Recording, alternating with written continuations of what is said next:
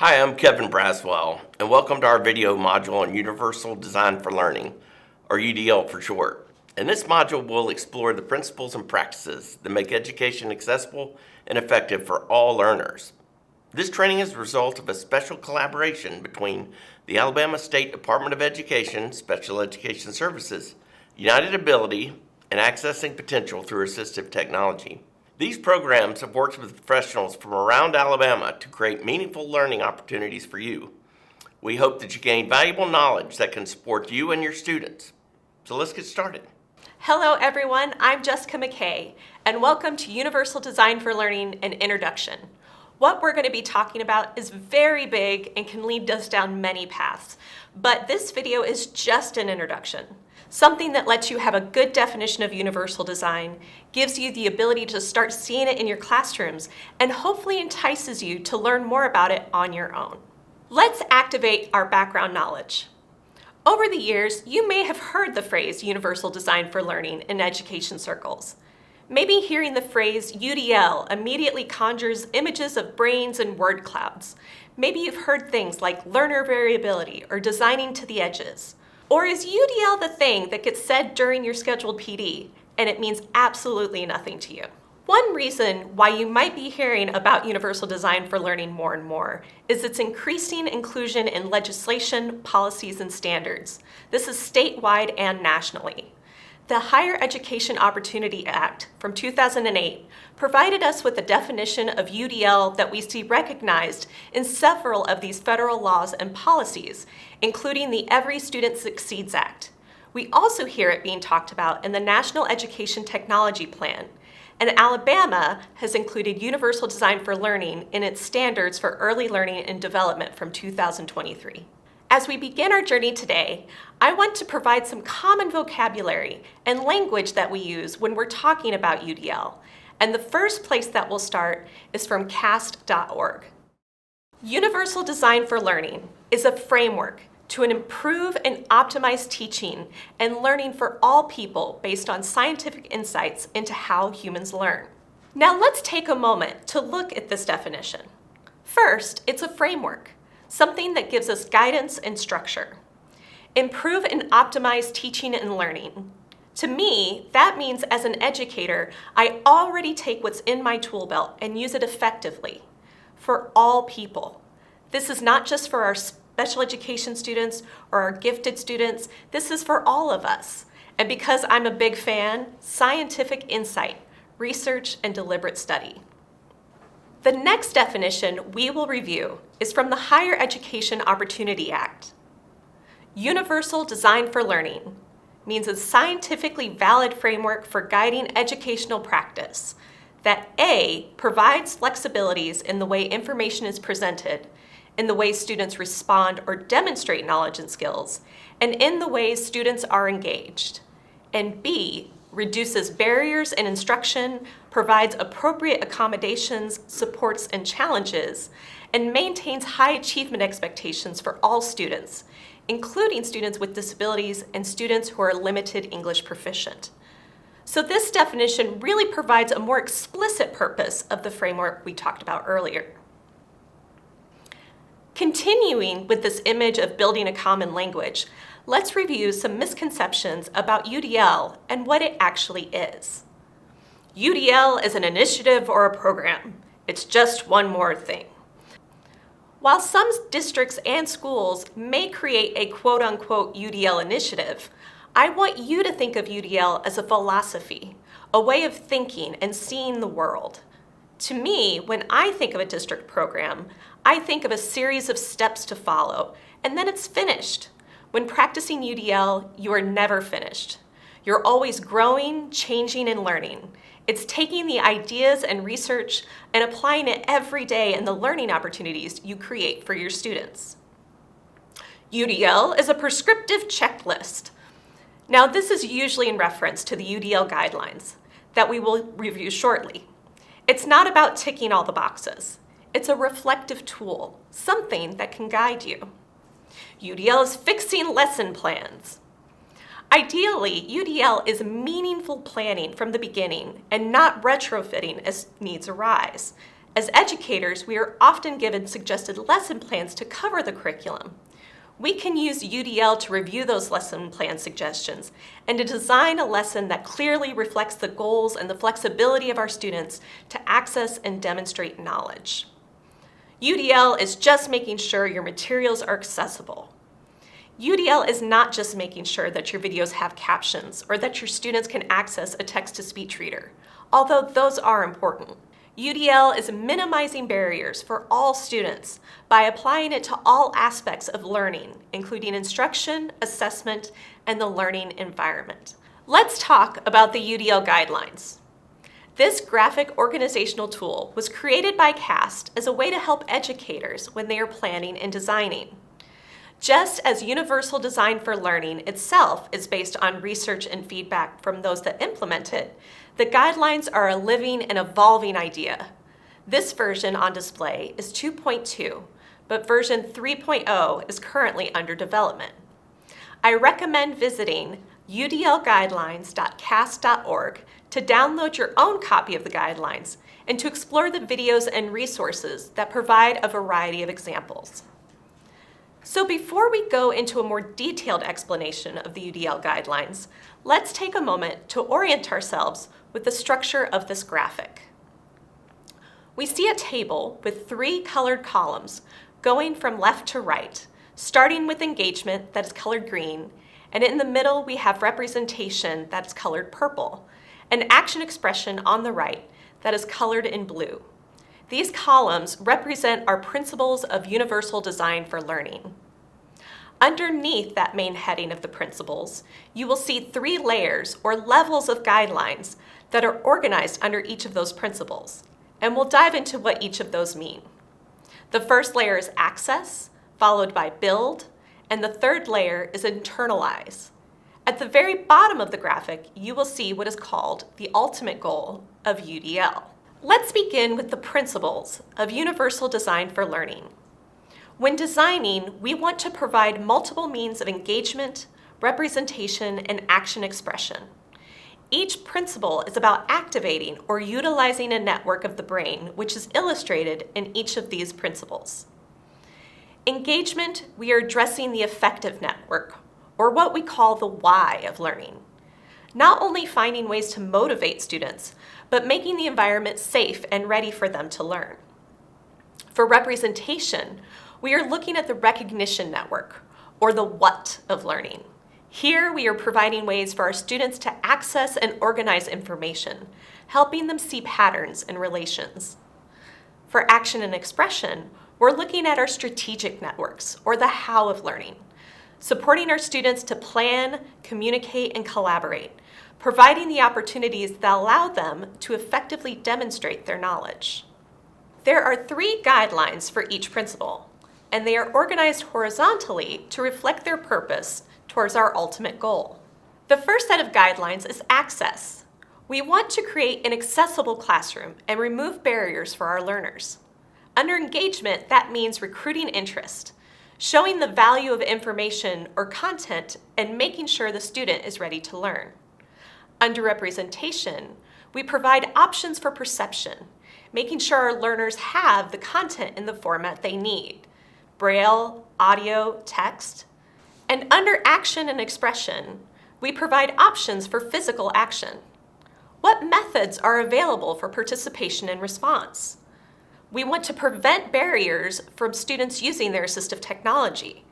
For example, if a student is using text-to-speech, we want to make sure they have a digital copy of the book, or if a student is using an AAC device to communicate, providing enough wait time for them to generate their answer to a question in class. Next, we'll look at the build layer, providing learners with voice and choice to build independence. Under engagement, we have sustaining effort and persistence. We want students to recognize why they are learning this content, and not just recognizing the goal, but why it can be meaningful to them. Providing opportunities for challenges and collaboration, as well as opportunities for feedback. For representation, we want to look at language and symbols. That includes clarifying vocabulary, providing support to decode math notation, For example, how many of us have used counting blocks or tens blocks as a physical representation, or Pictionaries to teach new vocabulary? Under action and expression, we want to provide options of expression and communication. Think about multiple avenues for communication, including verbal and written instructions, students using preferred methods to communicate with instructors, and collaborating with students. Multiple ways for construction and composition can include graphic organizers or pictures and sketches to inspire or focus an essay topic. Next, we're looking at the internalized layer. We are empowering our students to become agents in their own learning and expand their ability to think deeply and utilize what they have gained. For engagement, we are looking at self-regulation. We want to provide prompts and checklists that learners can use to independently stay on task, or steps to decrease agitation. We want to support learners as they self-identify their needs and personal goals. For representation, we look at options for comprehension, which include multiple ways for activating learners' background knowledge, highlighting patterns, and making connections. We want to provide opportunities to transfer that knowledge and generalize it. For action and expression, we're talking about executive functioning, helping our learners to develop skills to strategically plan. We want to create an environment that encourages and prompts learners to stop and think before they act, but also giving them the time and space to do so. And now we've come to the bottom of the graphic, the ultimate goal of universal design for learning. I want you to stop for a second and think about your students. What do you ultimately hope they will become when they leave your classroom? Do you want them to be more independent? To have the ability to problem solve? Maybe you want them to be self-motivated and to learn more about the topic. That is the goal of UDL. They want expert learners who are purposeful and motivated, resourceful and knowledgeable, strategic and goal-directed. Now, as I've talked and gone through all these different guidelines, you may be thinking to yourself, how do you expect anyone to do all of that throughout every single day, every single lesson for all of their students? Remember, the guidelines are guidelines. It's not a checklist, and you really aren't necessarily expected to be able to check off each and every one for every lesson all the time. The guidelines were created as a resource and as a tool to provide guidance and supports and suggestions for when teachers are planning and designing. The book Dive into UDL reminds us UDL is building on teachers' best practices by making sure these practices are applied more systematically and with intention. For me to practice UDL is to continually ask questions as I design, implement, and reflect. In that spirit of asking questions, let's take a moment and think through different areas of the learning experience and see if we are minimizing barriers and maximizing learning. Let's start with designing the learning environment. Where you expect your students to learn something is a learning environment. This is your classroom, the library, the playground, even the bathroom.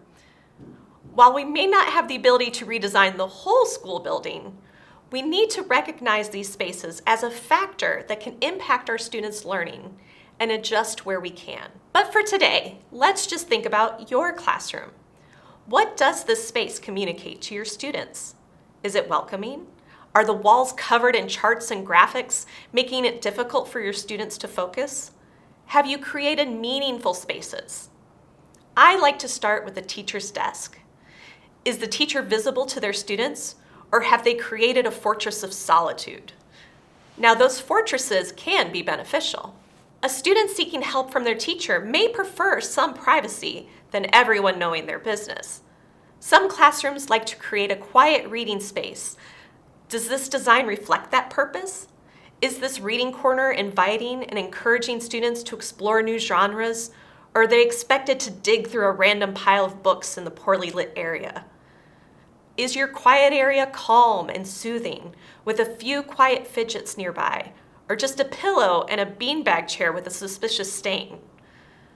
The next question to ask, do my students have access to what they need throughout the day? Can students easily navigate or traverse in the classroom? If you have a student in a wheelchair or uses another type of mobility device, can they access all areas of the classroom? Are your students able to access a variety of tools and resources throughout the day? Or are they being held behind the gates of expected use? Students often find flexible uses for those everyday items in our classroom. An example can include those counting blocks we mentioned earlier. They're a great tool for visual representation in math, but students may find it as a way to track getting their task done throughout the day and to keep them motivated. I had one student that instead of lugging a heavy dictionary across the room, utilized the crayon box at the communal table to help her spell the color green. The next question is a favorite of mine. Is there enough structure and is it still flexible? This one's a tricky balance. The example I like to think about is the classroom expectations or classroom rules, even a classroom syllabus for some of our older students. Are these clearly stated and are they reasonable and fair? So let's stick with our syllabus analogy. The teacher has written in the syllabus that when assignments are due, they are to be turned in at the start of class on the due date. They've even included an example. An assignment is due on April 15th, and the student who attends the class at 5th period is expected to turn that assignment in at the start of 5th period on April 15th. Now another teacher could have a similar expectation, but they've specified that for an assignment to be considered on time, an assignment must be physically placed in an assignment box on the teacher's desk at the start of the period. No exceptions. One could argue that these clearly stated expectations are reasonable and fair, but I would argue that the second teacher's expectations may not be flexible enough. What if there is a student who is unable to physically write on paper? Maybe they can complete their work on a Chromebook or an iPad and then print out that assignment and drop it in the assignment box. However, what happens if, due to circumstances beyond that student's control, they do not have access to that printer and are unable to provide a physical copy to place in the assignment box? A more flexible expectation could be that students must submit their assignments at the start of class, either digitally via email or classroom Dropbox, or physically in the assignment box on the teacher's desk. This flexibility does not affect the rigor or the ability to demonstrate knowledge from the students, but also provides all students the opportunity to demonstrate their knowledge in a way that they find most effective. Next, we want to look at designing the lesson and the goal. When designing, I always start with the goal in mind. Do I know what I want my students to learn from this lesson? Am I clear on what they should be able to demonstrate? How often do your lesson plans change? Every day, right? Very rarely are we able to follow the script exactly. But if I don't know what success looks like, how do I know if we got there? If I have a clear destination, any detours or alternative routes that I need to take with my students is easier to navigate and much less scary. Our next question, are there supports in place for learning? Sometimes we have students who are not ready to jump into math right after they put their reading books away. Sometimes a student just needs to step away from their desk and reset their brain. Can they access the content? Do my students need access to text-to-speech? Are they able to communicate and collaborate effectively with me and their peers? Do they have access to the tools that they need? And the last question, are you too focused on how they demonstrate their knowledge? Can a visual or speech demonstrate the same knowledge as an essay or vice versa? An example of this could be my students learning about the Revolutionary War, and I want them to demonstrate their knowledge of what happened at Valley Forge. Is the goal to demonstrate their knowledge about Valley Forge or to demonstrate their ability to write an essay? Now, sometimes we do need our students to write something or to demonstrate their ability to write an essay, but we can provide supports and scaffolds that allow them to use their preferred methods to create the content that they would ultimately produce in a written format. Next, we need to take some time for reflection and recognition. It's probably one of the hardest things for us to do, especially when time is such a limited and valuable resource. When you are designing your lessons or activities, you want to be able to state the purpose of each item or activity. When I collaborate with colleagues in designing lesson plans or PD trainings, I always want to know why we are doing anything. Videos were not just added to kill time, they were to provide another method of representation of the content. A quick movement activity was not only fun, but provided and overwhelmed students a much-needed brain break so that they were ready to continue with the lesson. By recognizing its purpose, you could plan for flexibility. Reflect on the lesson. This one can be very hard given our time constraints. Ideally, we would love to be able to reflect and recognize when things aren't working in a lesson as it's happening, but often we just have to keep moving through. But it's important for us to find at least a few moments to reflect afterwards. When were the students successful? What barriers popped up as the lesson went on? Were there any solution to those barriers discovered, or do I need to redesign the lesson? The last one is to recognize when it's time to let go. A big question to think about is, am I just doing this because of how it's always been done? This isn't to say you should throw everything out, but it's about being comfortable with trying something new, or recognizing that what works for one student may not necessarily work for every student. As we wrap up this video, I want to remind you that this is just a very small introduction to Universal Design for Learning, and that everyone's approach is different. One of my biggest passions is accessible educational materials, and when I was first introduced to UDL, I immediately connected with representation and action and expression. When planning and designing, it was easy for me to start from those principles, and then as I learned more, I felt more comfortable incorporating options for engagement. I had a colleague that really liked to get her students motivated and encouraged to learn and feel safe and validated. So they were drawn to engagement, and then from there, expanding their practice to include the other principles.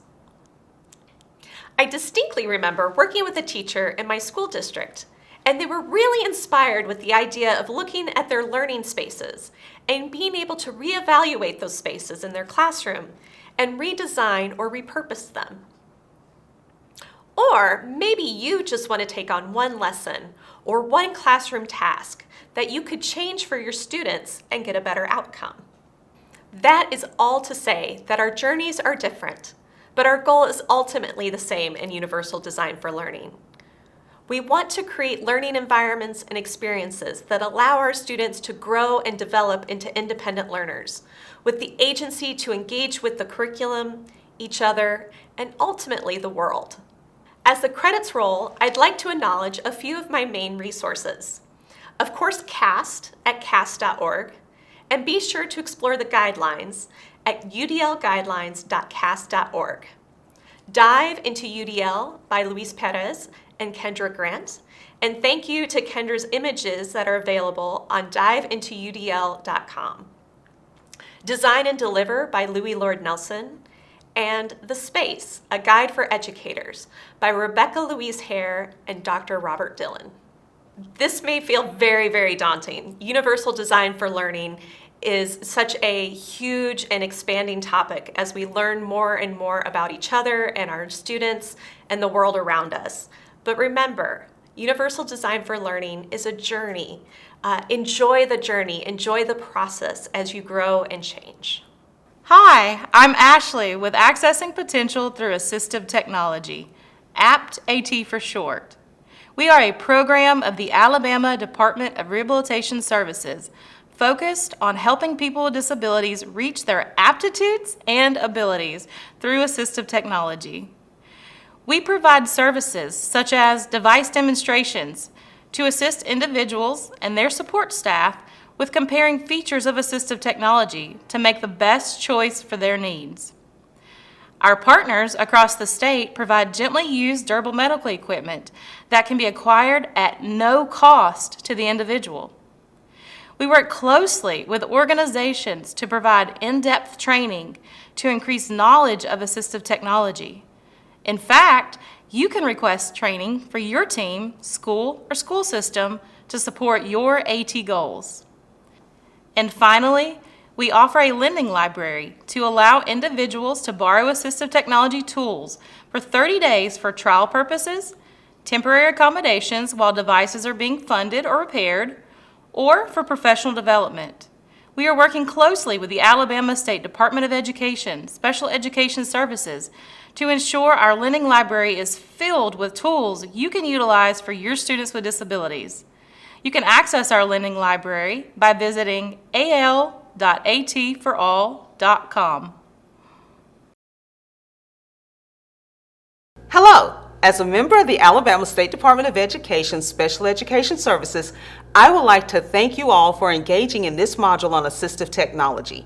As we conclude, I want to express my appreciation for your commitment to enhancing accessibility in education. The tools and strategies discussed here are pivotal in ensuring that every student has the support they need to succeed. Your dedication to learning and implementing these strategies is instrumental in creating a level playing field for our students with disabilities. As we move forward, I encourage you to continue exploring new advancements in assistive technologies and integrating them effectively into your classroom practices. Together, we can make meaningful strides ensuring that students with disabilities are able to fully engage in the classroom and beyond. Thank you again for your participation and contributions. Let's keep working towards our future where every learner can thrive.